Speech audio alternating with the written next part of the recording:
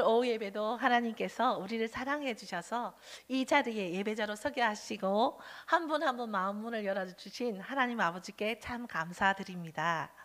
우리 교회 성도님들과 우리 교회와 연관된 정말 요만큼이라도 관계된 그 모든 분들에게 하나님의 환대가 오늘은 더 깊어지고 더 넓어지고 더 높아지는 환대를 주실 줄로 믿습니다. 예, 오늘은 하나님의 환대라는 제목으로 설교를 하기에 앞서서 앞뒤 좌우분들을 아름답게 쳐다보시면서 웃으면서 잘 오셨습니다 라고 한번 인사 나누겠습니다. 잘 오셨습니다.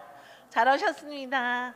네, 갑자기 막 웃음이 나고 그죠? 행복해지죠. 자, 그럼 하나님께도 한번 하겠습니다. 하나님 저 왔습니다. 시작. 하나님 저 왔습니다. 예, 우리가 서로를 향해 반기고 또 하나님께 제 존재감을 드러낼 때 하나님은 항상 우리를 더 큰 팔로 더 큰 품으로 안아주실 줄 확신합니다. 아멘. 예수님을 만난 삭개오의 이야기는 어린 적부터 들어온 이야기죠. 동화 같은 이야기인데 실화입니다. 한마디로 삭개오가 예수님의 얼굴을 보고 싶어서 돌 무화과 나무 위에 올라갔다가 예수님이 이름을 불러서 내려오라 하니까 즉각 순종해서 구원을 받았다는 이야기입니다. 오늘의 사건의 관점은 바로 예수님을 맞이하려는 삭개오의 열렬한 환대에 있습니다. 이 환대, 예수님이 인정하시는 환대입니다. 그렇기 때문에 이 환대는 하나님이 원하시는 환대이고 하나님의 환대라 할 수 있습니다. 우리가 성경을 읽다 보면 환대를 잘한 사람이 나옵니다. 누구인가요? 네, 좀 많습니다. 그죠? 그 중에서 환대를 가장 잘한 사람, 그 사람은 바로 아브라함입니다. 창세기 18장을 보면요, 아브라함이 천사들을 환대합니다.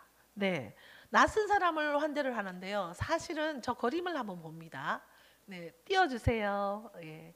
이 작품은요, 렘브란트가 1646년도에 그린 그림이에요. 빛의 화가라고 해서 항상 빛이 나죠, 그림이. 저 빛나는 분은 누구일까요? 네, 천사죠. 천사인데 어떤 천사일까요?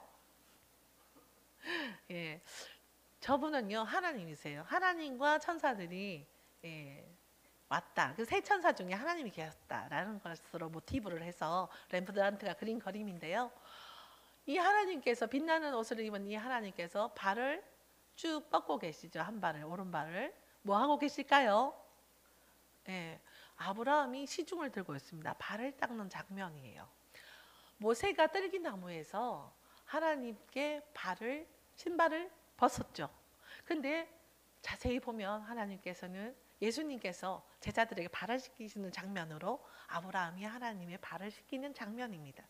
그리고 또 이 하나님은 오른손으로 또 사라를 가리키십니다. 사라의 배를 가리키십니다. 이렇게 환대를 해주었으니 내가 너에게 아들을 주겠다라는 그림이라고 합니다. 히브리서 13장 2절은 말합니다.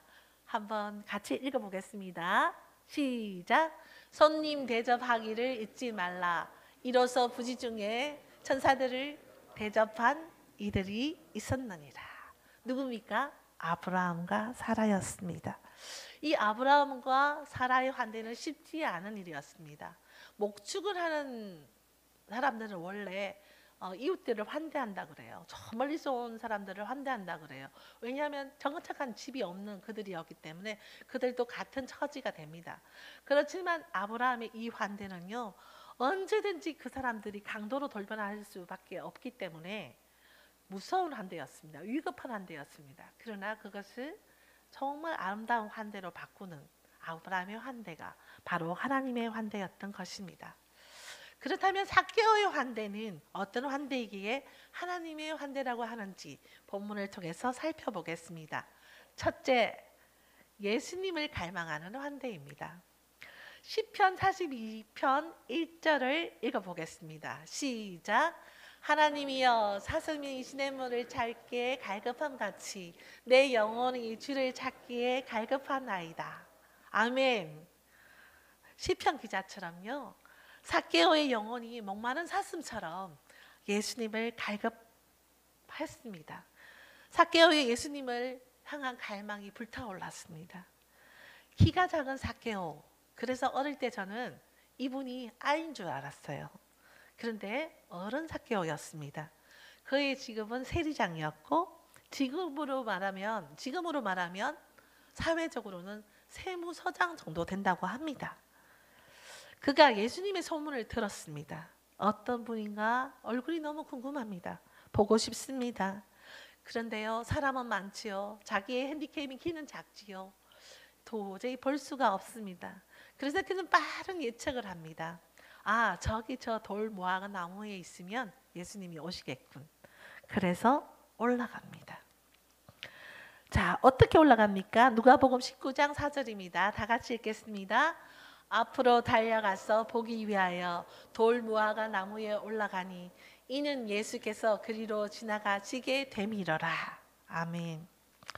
성도 여러분, 여러분은 만약에 예수님이 지나가신다 생각하시면 키가 작다 생각하시면 삭개오처럼 그렇게 행동하실 수 있으십니까? 네, 있다고 하시는 분은 아멘입니다. 저는요, 이 나이에 이 몸으로 예수님이 지나가신다고 하면 이 말을 하자마자 웃으신 분은 저를 2번 죽이시는 겁니다. 예, 엄두도 못 냈을 겁니다. 아마 애도 아니고 사람들이 얼마나 비웃겠습니까? 그런데요, 삭개오는 예수님이 간절히 보고 싶어서 혁명적이고도 직관적인 그의 생각을 행동으로 옮겨버립니다. 이것이 삭개오가 가진 갈망입니다. 예수님을 맞이하는 환대입니다. 자기 체면, 염치, 인간성, 품위, 인격, 명성 다 내려놓고 오직 한 분, 그분 예수를 위해서 돌무화과 나무에 올라간 그 갈망, 그것이 바로 삭개오에게 있었습니다. 자신보다 예수님을 선택할 수 있었습니다. 목을 늘어지게 오시나 안 오시나 기다리던 삭개오. 그것이 바로 예수님을 맞는 삭개오의 환대였고 하나님의 환대였습니다. 둘째, 심령이 가난한 마음으로 한 환대입니다. 마태복음 5장 3절 같이 한번 읽어보겠습니다. 심령이 가난한 자는 복이 있나니 천국이 그들의 것임이요. 아멘. 예수님이 오신 것은요, 이 땅에도 천국이 이루어졌다는 거예요. 우리가 예수님을 맞았잖아요. 예수님 오신 것은 천국이잖아요. 삭개오의 이름이 왜 심령이 가난한 자가 되었을까요? 심령이 가난한 사람이 왜 삭개오가 이렇게 속했을까요? 심령이 가난한 사람들은 좀 짜증이 날 법도 합니다. 아닙니다. 저는 삭개오 같은 사람 싫습니다라고 하기가 쉽습니다. 그런데요, 삭개오의 속내로 한번 들어가 보겠습니다. 삭개오의 이름을 풀이하면요, 순수한, 깨끗한, 죄 없는, 의로운이라는 뜻입니다. 부모님이 이렇게 살라고 지어주신 이름인데요, 정반대의 삶을 살고 있습니다. 유대 민족의 세금을 착취해서 배불리는 매국노였고 로마의 앞잡이였습니다. 이번 주는요, 8.15 광복주를 앞두고 있죠. 우리나라가 일제 35년 강점기를 맞이해서 독립을 위해서 우리 조부 세대는 정말 많은 노력을 했습니다. 반대로요, 매국노, 즉 나라를 판 사람들, 나라를 배신하고 일본의 앞잡이가 된 사람들도 많이 있었습니다. 그들은 독립운동가를 잡아다가 일본의 밑에서 하수인 노릇을 하면서 그들을 고문하고 학살하고 학대한 일본의 앞잡이 민족의 반역자였죠.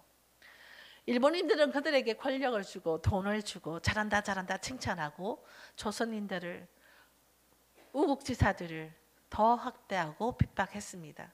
전쟁광이든 일본인들은 군수물자를 모은다는 이유로 조선인들의 노수저까지 빼앗아갔습니다. 그 수탈이 어느 정도였을까요? 저희가 나무젓가락이 그때 발견됐지 않나 생각될 정도입니다. 예수님이 계시던 당시 로마를 상상해 보십시오. 로마의 압제하에 있었습니다. 세리장이는 바로 로마의 앞잡이였습니다. 무엇보다 유대민족은 하나님의 백성이라 생각했기 때문에 이방인을 죄인으로 취급해서 이방인하고 대화도 안 했습니다. 먹지도 않았습니다. 집에 들이지도 않았습니다. 그런데 로마인을 위해서 일하는 세금을 착취해가고 배불리는 세리장인은 특히 그들의 반역자였습니다. 너무 싫어합니다. 유대민족은 세리장에게 수많은 착취와 고통을 실제로 받았기 때문입니다. 애국이나 하나님보다 부를 위해서, 부를 탐하기 위해서 인생을 살았습니다. 삭개오는 점점 부유해졌지만 더 외로워졌습니다. 자신에게 아부하는 사람은 있었지만 자기 민족인 유대인들에게 죄인 취급을 받고 손가락질 당하고 로마인들에게도 마음 하나 터놓을 사람이 없었던 것으로 여겨집니다. 고독과 외로움이 주는 병은 자꾸 깊어갔습니다. 심령이 가난한 자는 복이 있다는 마태복음 5장 3절은 유진 피터슨의 메시지 성경은 다음과 같이 말씀하고 있습니다. 같이 읽어보겠습니다. 벼랑 끝에 서 있는 너희는 복이 있다. 너희가 작아질수록 하나님과 그분의 다스림은 커진다. 인간관계가 너무 비정상적인, 자신의 신적 친구도 하나 없었던 외롭고 외로운 고독사 직전의 삭개오는 자신이 벼랑 끝에 서 있다는 것을 날이 갈수록 날마다 느꼈을 것입니다. 외로움에 절규하며 자신이 지닌 교만, 허영, 질투, 열등감, 탐심, 시기, 분냄, 도둑질, 이러한 것이 자신을 좀먹고 있는 것도 알았습니다. 다른 사람들이 자기를 배신자, 내국노, 도둑놈이라고 하는 것도 알았습니다. 그러면서 자신의 자존감은 낮아질 대로 낮아졌습니다. 그러던 중 삭개오는 예수님의 소식을 들었습니다. 병자를 고쳐주고 창기나 자기 같은 세리를 제자로 부르시고 하나님 나라를 가르치시는 예수님, 주님의 얘기를 듣고 싶고 뵙고 싶고, 예수님이 도대체 어떤 분이란 말인가 절절해졌던 것으로 여겨집니다. 키보다 더 작아진 자존감이 미세해지면서 하나님의 통치를 받고 싶은 마음이 점점 커졌던 것입니다. 이것이 바로 삭개오가 주님을 환대한 이유이며 하나님의 환대였습니다. 셋째, 예수님의 말씀에 적극적으로 즐겁게 순종하는 환대입니다. 예수님이 삭개오를 먼저 알아보십니다. 이름도 불러주십니다. 삭개오야, 내려오너라. 오늘 내가 내 집에 요하여야겠다. 말씀하시자마자 예수님의 말씀이 자기의 귀에 들리자마자 삭개오의 가슴은 뜁니다. 신이 났습니다. 죄인의 집에 들어가 먹기를 탐하는 자라고 예수님을 욕해도 아무 상관없습니다.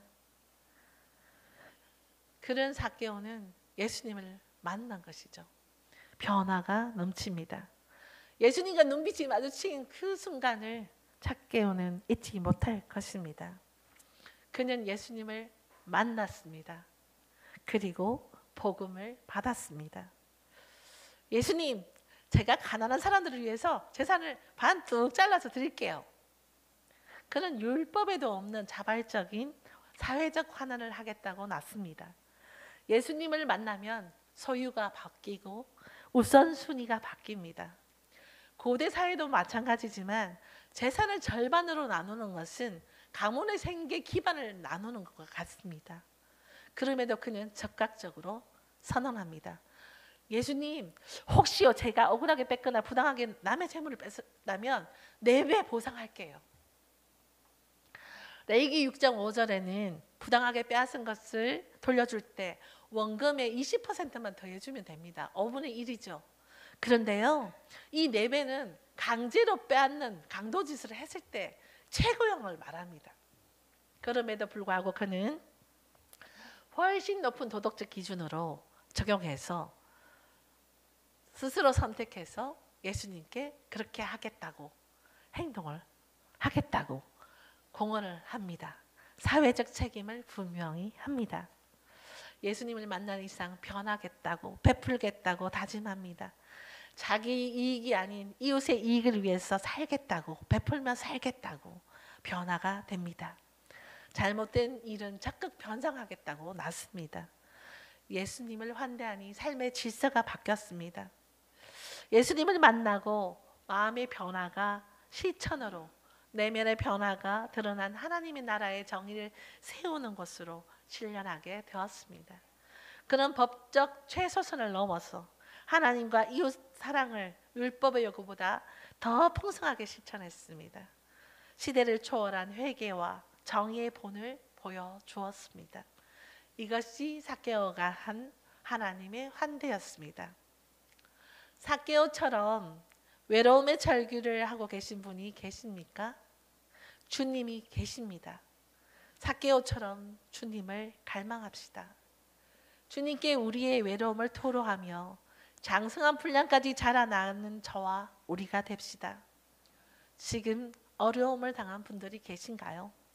벼랑 끝에 서서 그 어려움을 견뎌내며 애쓰는 그 마음을 환대하시는 하나님 계시기에 힘을 내시기 바랍니다. 지금 우리는 삭개오가 만난 그 예수님을 똑같이 만나고 있습니다.